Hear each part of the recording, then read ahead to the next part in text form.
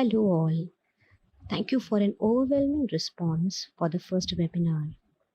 And this is Rupali Gupte, Principal of Srimati K.L. Tiwari College of Architecture, an educational institute under Rahul Group of Schools and Colleges, welcoming you again for our second webinar, which is Rubaru with architect Nisha Nair Gupta.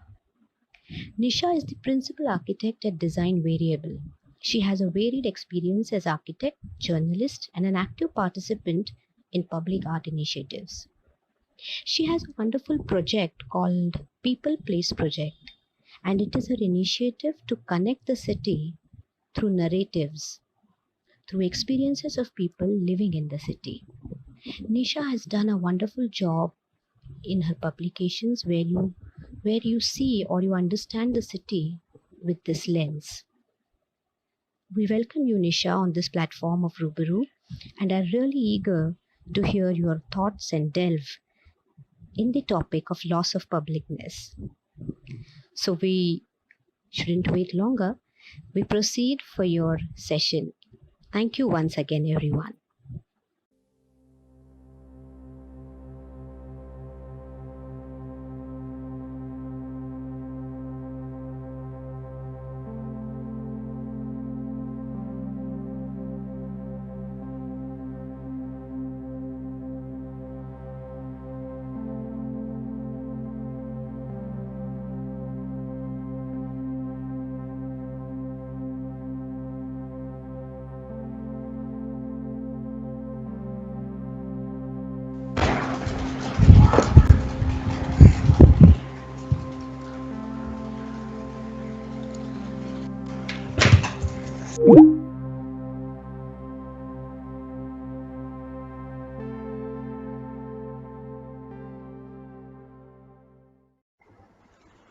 Um, Hello everybody. I hope you are all safe, healthy, taking care of yourselves.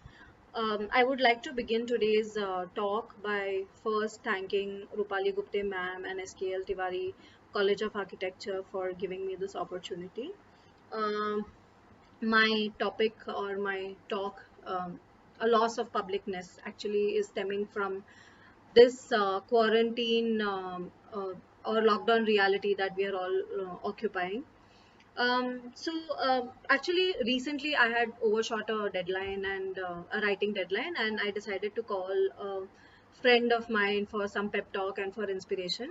So it turned out that he himself was in need of some stimuli, and he tells me that I really missing traveling in the train, Nisha, and watching people, overhearing conversations, peeping onto their screens, checking out what books they were reading, observing their clothing, their frown lines, body language, imagining what their stories will be like. And now, in this quarantine period, in a joint family setup with a little toddler at home, he says he barely feels or finds the time to write. Then there is his wife, who is a corporate office goer, and she has some very demanding deadlines, and so they try to fix routines and stick to it. She is also constantly juggling between the guilt of having to forego a lot of household responsibilities, which many of us are trying to fulfill at the moment, uh, onto the only other female family member in the house, that is her mother-in-law, and also the other guilt of not being able to spend enough time with a toddler who's now at home all the time because the daycares are shut. Uh, and he also tells me about how the otherwise the 3 BHK which they are all occupying as a joint family would have been peacefully empty during the course of a day, which provided a good breathing time for his mother, who is right now in loss of like a place and time, and most of her daily activities and routines are now centered around the kitchen and housekeeping, and it is probably only the occasional telephone chats that she has with her friends and relatives that help her keep her sanity. And of course, like, there are bouts of anger and frustration which are the new normal. He laughs. So, and again, he reiterates, I really miss traveling in the local trains. So this one particular sentence which he said about local trains compelled me to compelled me or pushed me to think about like what kind of publicnesses do we actually occupy, or what do they actually mean to us, or what do they feel to us. I'm not sure if publicness is a word, but I would like to use that word today because of its adjective quality, and because we will be exploring the meaning making or the narrative that is imbibed in the public spaces that we occupy. So now I plunge on to like what is today's talk going to be about. So it's going to explore two main aspects. What is the meaning, or what is this intimacy of publicness to all of us? What are the experiences that we are all? What are the experiences that we feel? Why is this collection of experiences a collective or a community phenomena? What is this urge to belong in all of us? So when like in this urge to belong, what are the stories that belong in this public space for all of us? That is the first aspect that I would like to explore. And the second aspect that I would like to explore is about placemaking, and how the tools of placemaking can evolve to aid perhaps the new narrative of publicness that is emerging in our times now. Um, I would first like to begin with exploring the word intimacy of publicness.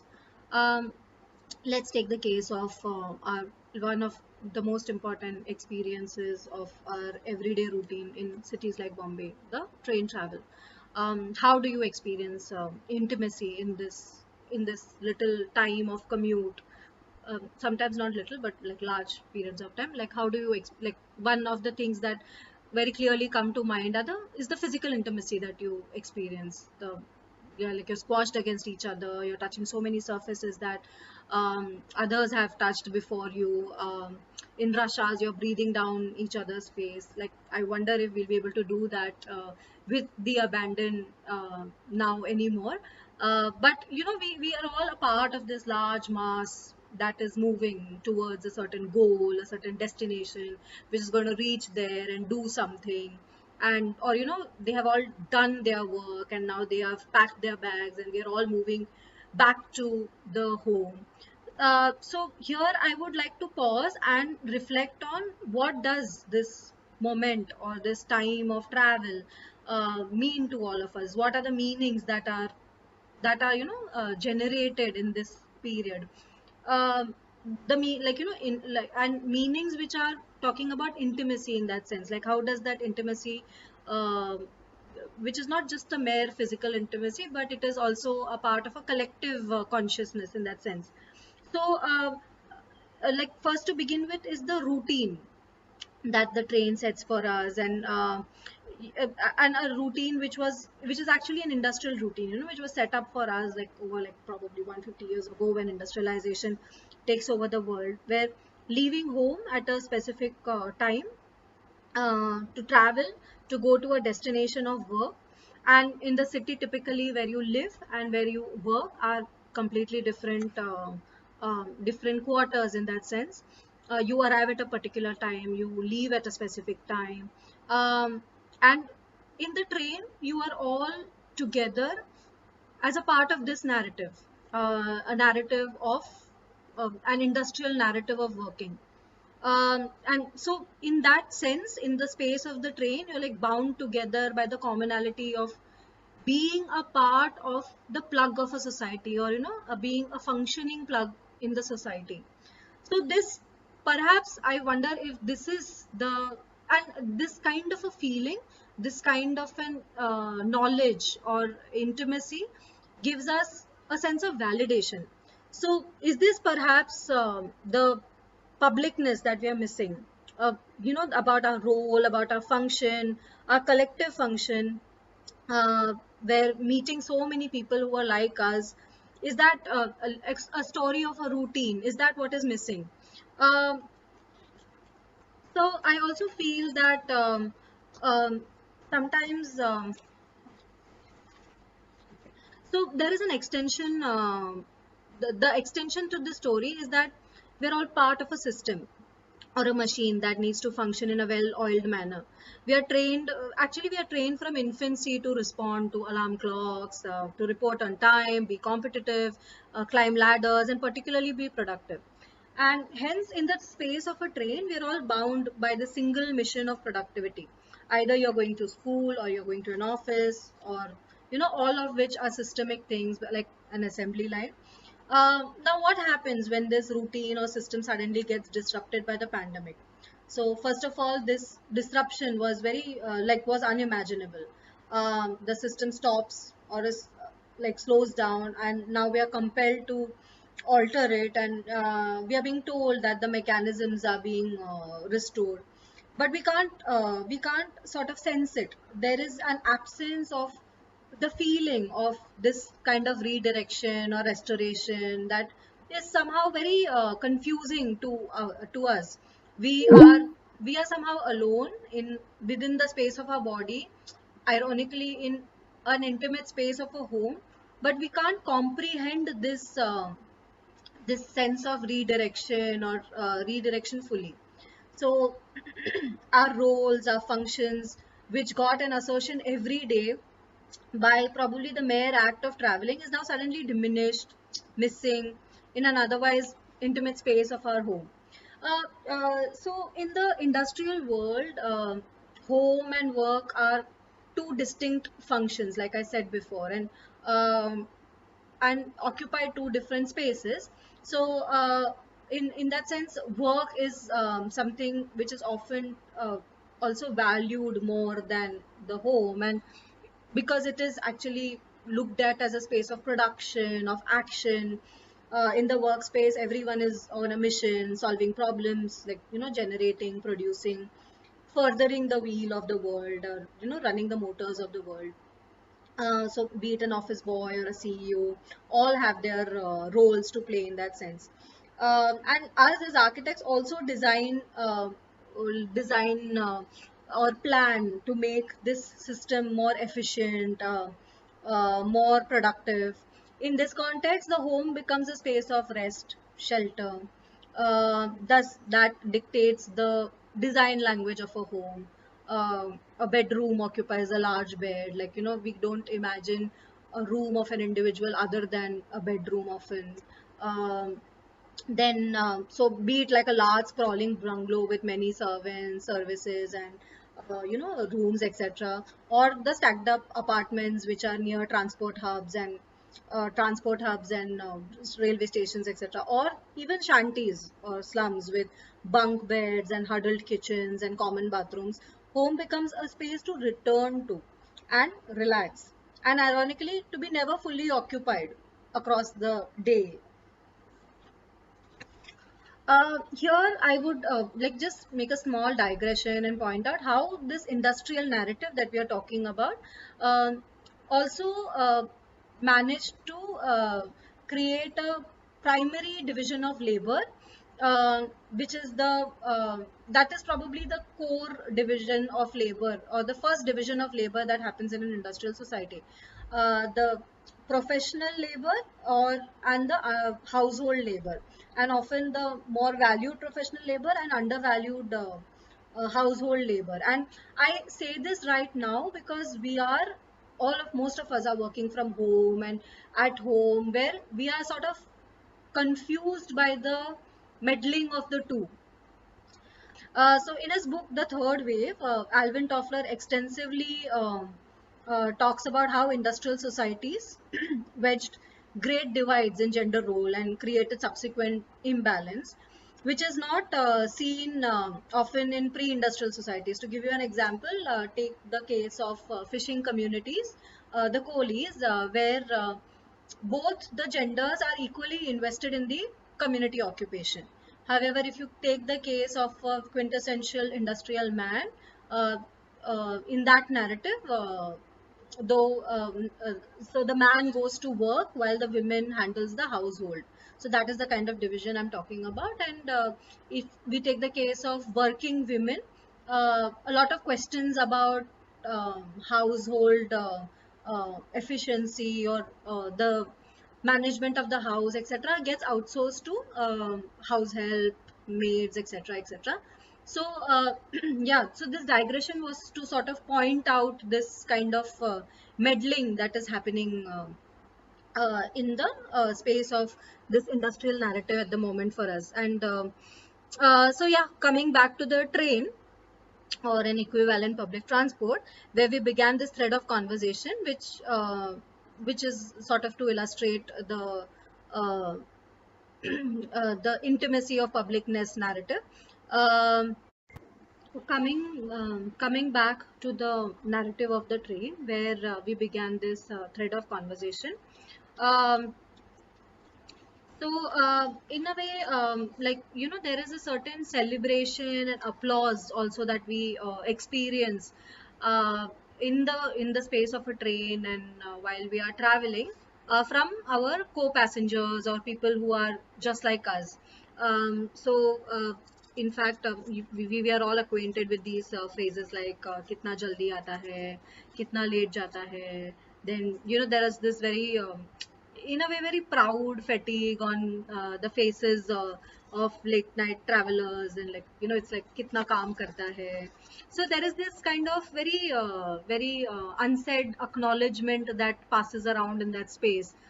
Sometimes it's as simple as a quick apology when somebody rushes into someone, and this understanding nod that, oh, I know that you are in a hurry.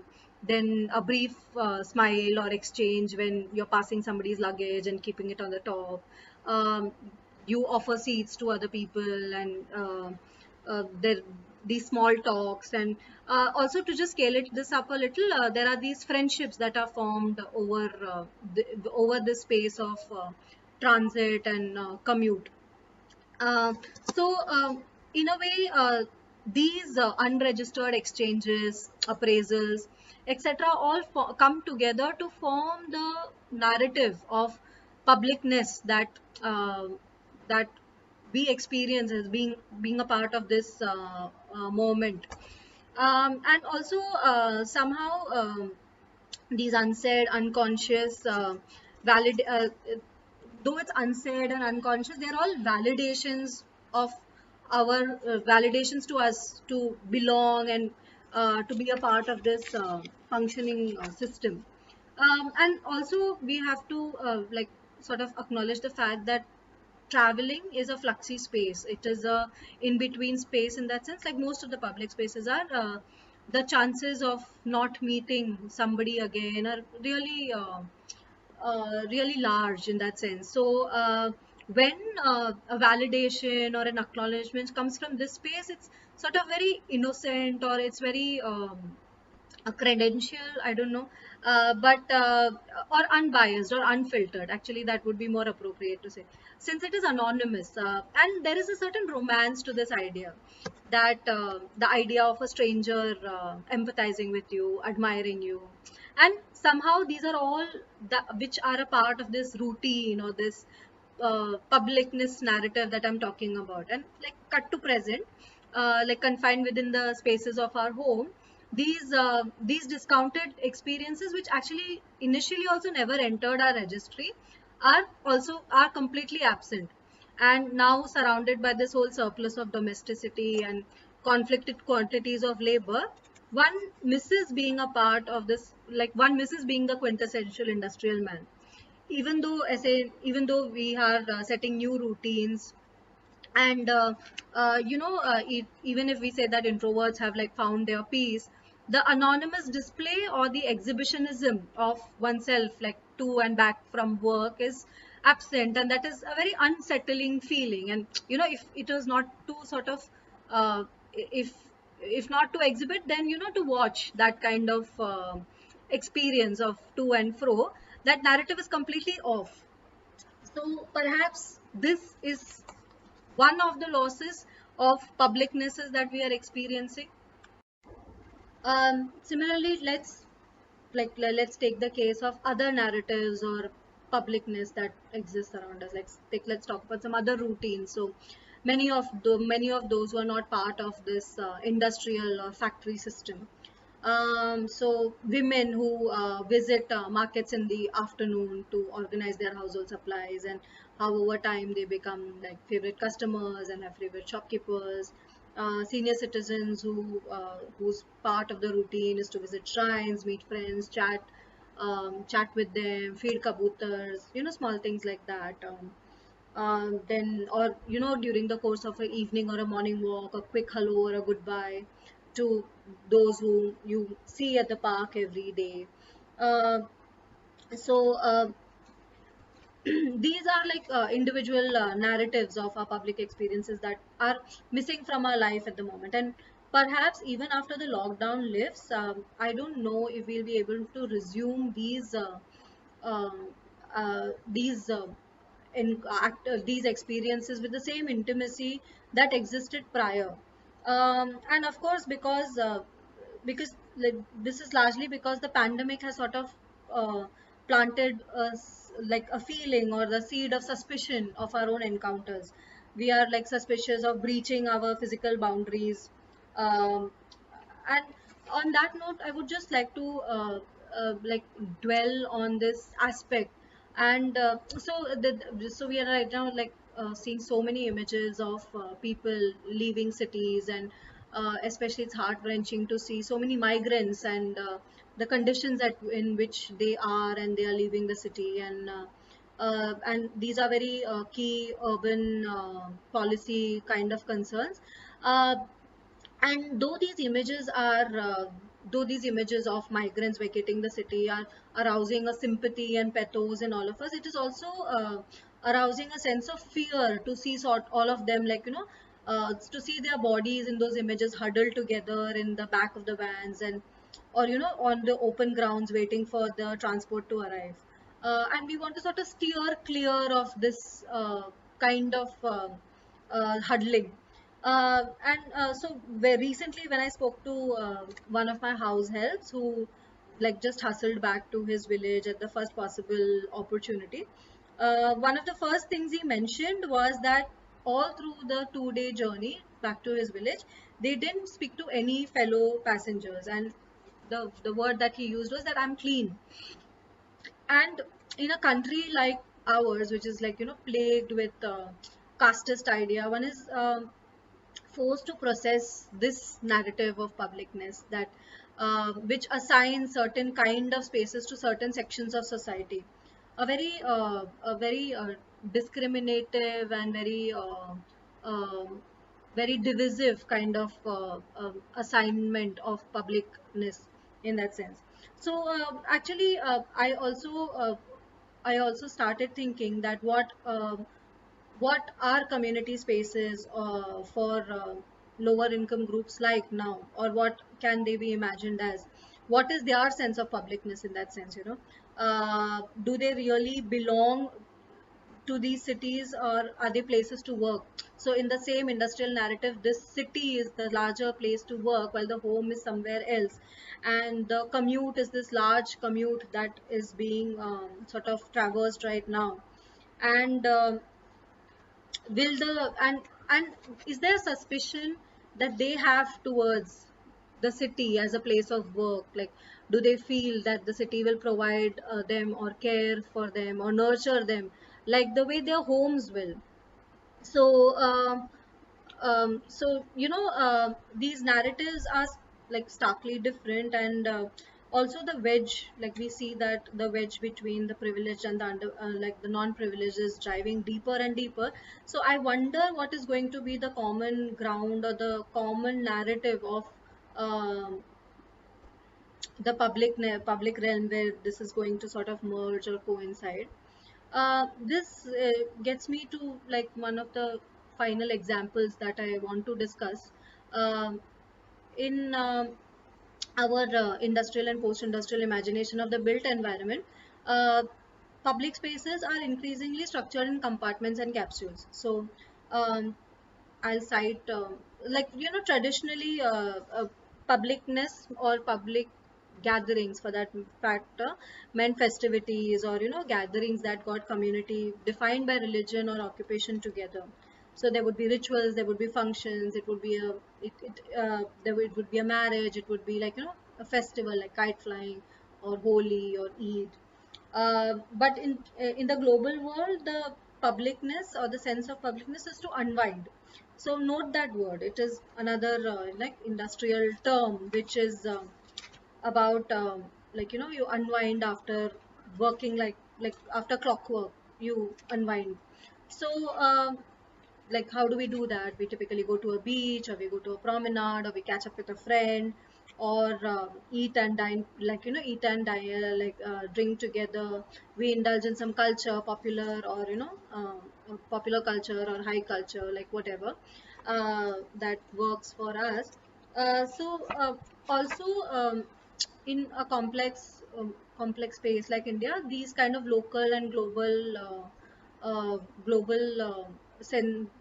like necessities or sensibilities overlap to various tunes and intensities actually. So we have ghats converging into promenades, kite festivals on rooftops, we have biennales and art festivals in old neighborhoods, traditional murals in modern concrete buildings, and many of them are a part of sensitive urban design inquiries, while many are also like questionably successful copy paste from some part of the world. And being a part of the cultural dialogue, all these interventions are meaning making in their own ways, like they are socially, politically, or communally meaning making all the time, and that is actually like a philosophical and semiotic discussion. Just to give you a more examples, like some recent examples. So this Monday, the artist Samir Kulavur completed his wall art at a building in Worli, which is an applause, a thank you to all those who have been working on the front line during the pandemic. Another example is the Kerala government has issued a public interest slogan which says like physically distant but socially closer, socially or collectively closer. Then public markets in Myanmar now have been like realigned to allow social distancing in that commercial space. And it's also on the they're making use of the street, and they're increasing pedestrianization. Uh, we also know that reverse migration has left behind so many empty shanties, and like those areas are like ghost towns at the moment.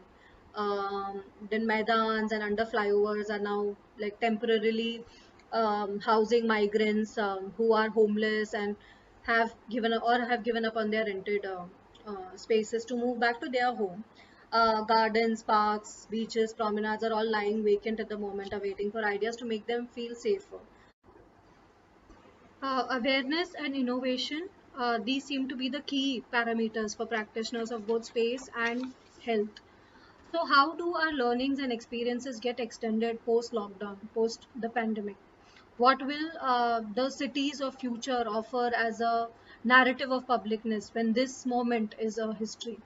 More immediately, what do we think is the emerging narrative of publicness? Will it address open spaces in compartments, in pockets, or will it enter our everyday life and routines? What spatial and social forms will they have? So a lot of urban designers, planners, placemakers across the world have started addressing these questions, and also a few directives are being suggested, and actions are being taken in this direction. And on this note, and on this kind of with posing these questions, I would like to conclude today's session. Thank you for your patience. Um, Take care.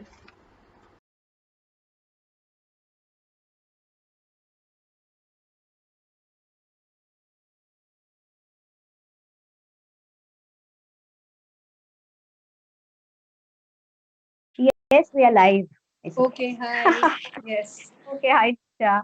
Yeah, Hi. this technology is teaching us a lot, many things with pinch of salt Yeah, because we sure. are learning. I suppose it was a wonderful session, Nisha. Whatever you spoke, I have known you since long, and I know there is a lot that students can learn from you. Uh, I wanted to know, or I just want you to explain students that when you picked this field of as a publisher and as a writer, so Where and how did you think of navigating yourself? You were doing your architecture, and then where and how you felt that yes, this is something which I should explore. Can you just highlight on that? I always wanted to have, like, back in 2008, like when I graduated, I wanted Uh-huh. to have a practice which would have writing as a part of it and research as a part of it, because that was my inclination, and we had some Yeah. terrific teachers who had inspired us in the space of humanities and theory, and that somehow that, but at that point, traditionally architectural practice didn't have these components within them, which is not what Right. we see today. Like today we Yeah. see increasingly mixed practices where Uh-huh. research, writing, publications, etc., are a Yeah. much integral part of the mainstream practice, and Yeah. increasingly over the last 5 years. So, for me, I think my inspiration have also been senior practitioners like, say, Kevan Mehta or Yeah. Himanshu Burte, who, Uh, like, there were very few actually at that point, who were doing something very similar. And yes. then when I came back to Bombay after my master's in 2012, and Yeah. I decided to set up my own practice, I opportunity, to design my practice the way I wished to. And I think Right. somewhere around 2015 is when people place project. In a very nascent Yeah. manner came up. Like, so people called Mumbai. Our first research publication was we started in summer of 2014, and by Right. 2015 we were like in a position to publish it as a book. So it has been like Wonderful. a very journey with very small steps so far. And like Yes. within 2 years we sort of were doing very similar projects and using a lot of tools which we had used in people called Mumbai, like narrative writing, mapping, human mapping, etc. So Hmm. we sort of thought that might be an interesting format to apply and look at other cities across India, and I think Definitely. just as an architect, the next city, and an architect practicing in Western India, the Uh-huh. next city is always Ahmedabad. So yeah, Yeah, Ahmedabad happened to of be the course. next one. Yeah. As an architect, I mean, Ahmedabad becomes such a soul city, to explore and Yeah. very Right. fun. So and then Very, yeah, and then subsequently we started like people started seeing the project and they started approaching with ideas about mapping their cities, and that's how Shillong, Kolkata, Lucknow, and like now we have 8 titles that are going on the people about. And okay. yeah, I think hmm. Yeah, wonderful. We have got a question here from Anjali, and Hmm. she says that this time right now we are facing this question of all the migrants returning back to their hometown. Hmm. Uh, Hmm. this could be explained as an example of reverse migration. So, Yes, it is I definitely a case of reverse migration. That is, I think, the term we can safely use here. But it's just yes, unfortunate that the instance that is causing this reverse migration is a pandemic. It's it's a system. It's a public healthcare system failure. So these are yes, the reasons why this kind of a migration is happening. But yeah, I think her question is, can it be called reverse migration, right? yeah, yeah, yeah, must Yeah, be, yeah, that definitely. should be Yeah, there. it is. Yeah. But I think it Okay, sort of now just opens up so many more questions in terms of what is going to happen once they reach their hometowns, and yes, because like definitely there's this whole case of survival economics, etc. But simply the spatial 1 second, there's something. Yeah, the spatial ness, how it's going to affect these villages and towns is also something that I think a lot of us are going to be posing and answering these questions soon. yes, definitely, definitely. We will wait for more questions that are coming. Hmm. Uh, till then, So what I, Omkar Matre is asking a very interesting question. He's yeah, yeah, asking, seeing the trend of reverse migration, will this cycle of rural to urban stop permanently? permanently. Yeah, I wish that can happen, so in fact, I always tell my students this example that around I think 80, 90 years ago Gandhi ji had proposed a few ideas which were about rural sustainable habitations in that sense. He was talking about Yeah, occupations. He was talking about even planning in that sense. And exactly. they are like, you can find these proposals or books, like, you know, very small, cheap, 25 rupees books at the Gandhi Ashram in Ahmedabad. And Yes. yeah, so Yeah. it's very funny that now we are, you know, sort of re thinking about these ideas which About were already in conversation until this yes, whole what do you say, this whole fad of modernism hit India, like post independence.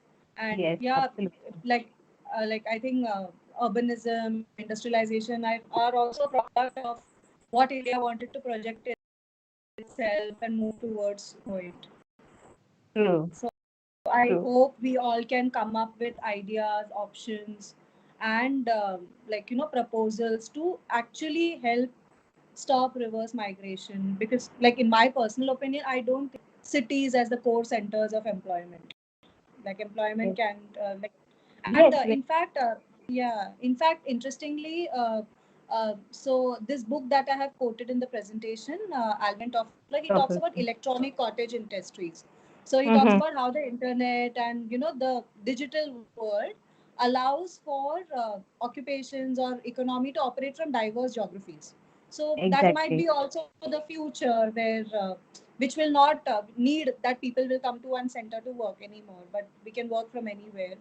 So yeah. exactly. Yeah, let's really hope something like this comes up, and we have a very, interesting and suiting all solution for this pandemic. Anjali said that the situation of reverse migration has caused a huge dispute between castes and states. Hmm. Yes, this is what is you have also, almost answered. Like if this was not pertaining to a city, and if it, the solution is given everywhere, we can possibly Hmm. avoid. Yeah, Mm, in fact, I also feel like, you know, when you watch news and you watch all the images that are moving around you nowadays, the whole situation of how casteist India is comes so blaringly forth at the moment. So it is yeah, not always a class issue. Still, it is like, you know, it would have been in another setup a class issue because there were poor people and rich people. But here in India, it is still continues to be a caste issue because it yes, is got it. like, you know, there are certain castes or sections of society who are still continuing to be poor. uh, like they don't have access to education, healthcare systems, and they are still a part of this social system of oppression. So yeah, Very which much. is also the reason why we see what they do is the way they do it, like, you know, taking Absolutely. on foot to walk so many kilometers back to the village is, yeah. And you know, it comes from this industrious caste or class where they don't Mm, mind doing the hard physical labor, and they are used to doing the physical labor. Like, you know, absolutely. people like you and me will think twice about making that Yeah, trek, whatever yeah, happens, because we're absolutely. Even not the used thought to is that. so disturbing. Yeah, Absolutely. And with yeah, the whole family, with kids, and with yeah, everything. yeah, yeah. So, Exactly.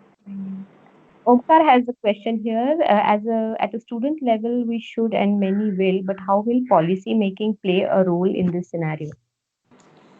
I think policy making will play a huge role. So we are already talking about healthcare systems, like, you know, how healthcare systems in India have been, and perhaps that is one of the major areas that is getting critiqued and facing backlash at the moment. And that, like, our state has not invested enough in public healthcare system. Then the other things I don't know, like, I keep going back to community spaces and public spaces, but I think housing is another major concern that will need intervention at a policy level. Like we Yes. again, you know, the whole caste class dynamics plays out over here. Like, why do we Mm. not like look into the sanitation, etc., facilities at the Yes, squatter area? So there are so many of these questions that are going to come up now. So of course, policy making will play a huge role in this scenario. And it is a very complex scenario which is still playing out itself.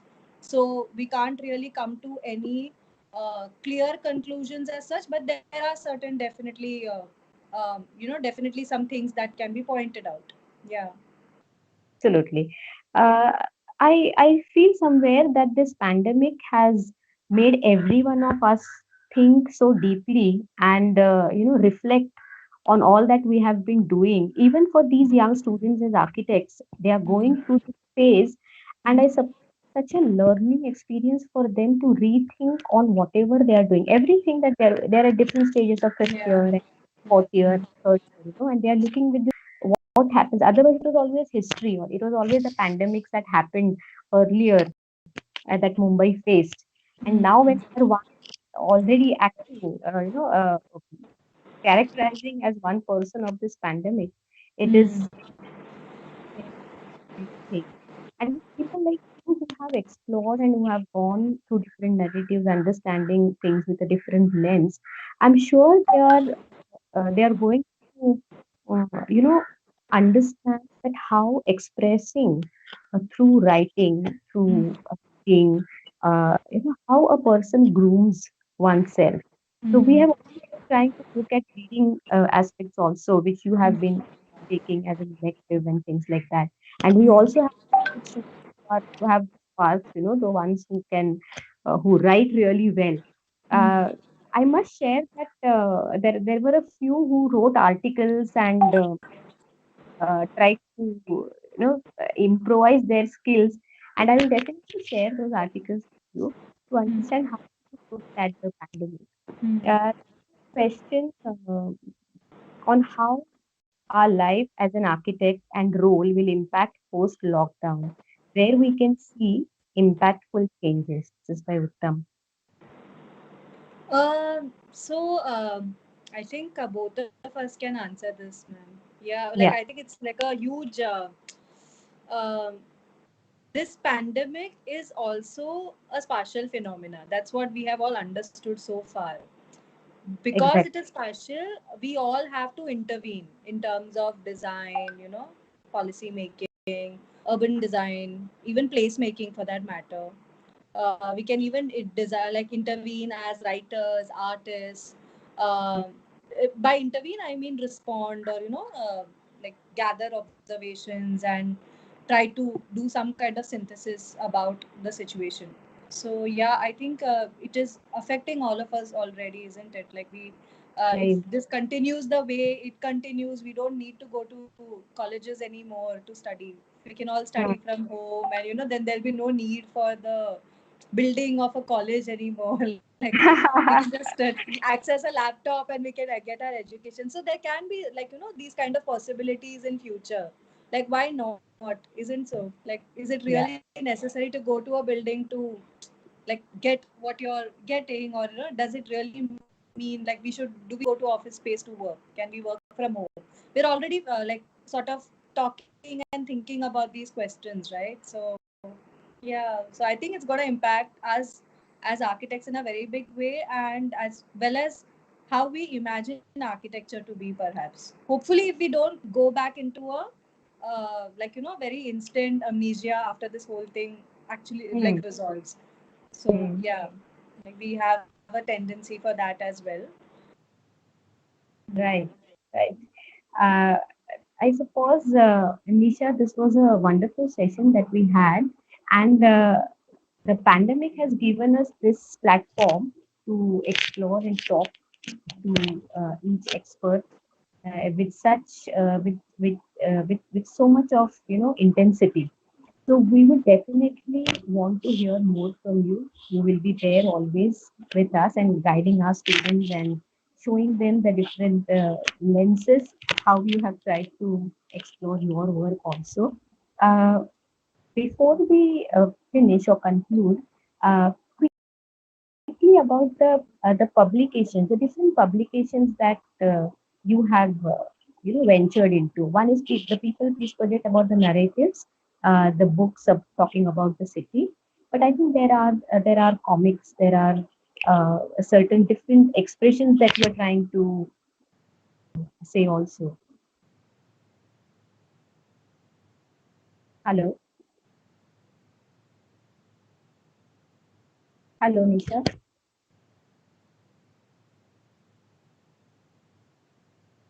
Uh, Hello, have we lost connection?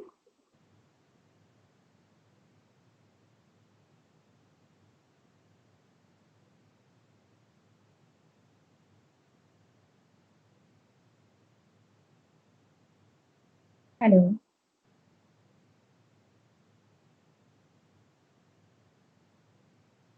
Well, anyways, if we are not able to connect with Nisha now, we would thank her for being here, and we wish you all the best, Nisha.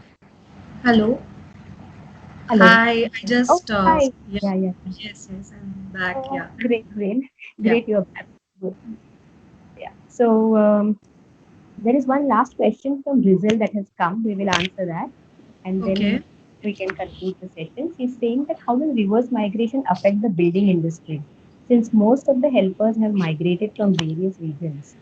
So, Mm. I personally think, like, I can see Mehak's question also.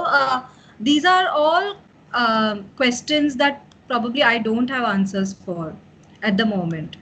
mm, Hello. yeah, Can you hear me? yeah, I'm Yeah. able to hear you. So these are all phenomena that we have to sort of analyze and study, and before we arrive at some kind of a conclusion, in Exactly. that sense. Yeah. So I would not really know what to say about. We'll have to actually see how we can't really predict also about how these because we don't have a reference to predict something like this from. So we'll have to Yes, actually like sort of pause and reflect and observe and analyze and sort of learn from this and build towards future. exactly. Exactly.